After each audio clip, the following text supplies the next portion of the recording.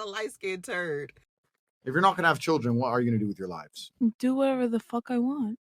Okay. It doesn't matter. Well, I plan on becoming a doctor. So I'm just, my career. Your career. I'm passionate about it, so. A life without children is vapious. And when you're 52 and you're past it with no grandchildren in a house by yourself, and all your friends have grandchildren in this beautiful life, and you're sitting there by yourself, do you think the fact that you can afford a few extra Gucci bags is going to genuinely make you feel happy? I was at my grandmother's 93rd birthday. I looked there. My grandmother had 9 children. I stood there and I looked at my 93-year-old grandmother, and there was a whole room full with maybe 70 people that came from that one woman.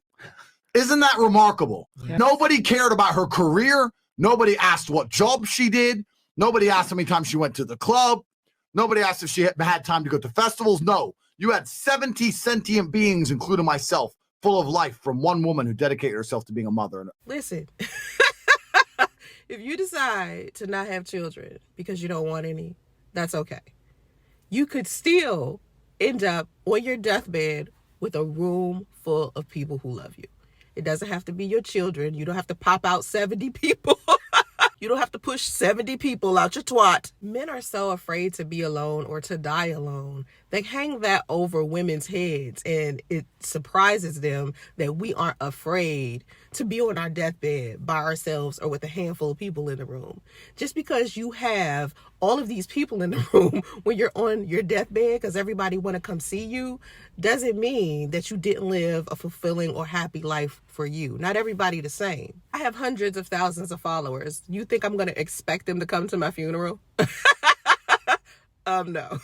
Show me some love from a distance. I'm going to need for my daughter, my son, and the people who are in my immediate circle to experience that with me. Who shows up to your funeral is not the determining factor of whether or not you had a good life or you enjoyed your life.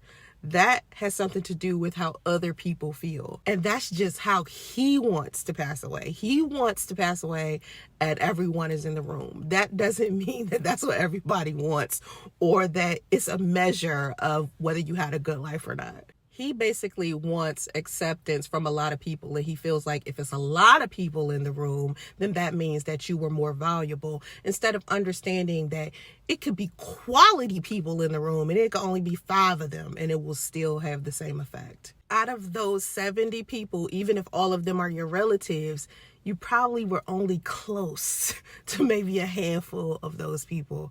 Let's keep it a buck. You didn't have like this extreme bond with all 70 of the people in the room. No, that's not how that works.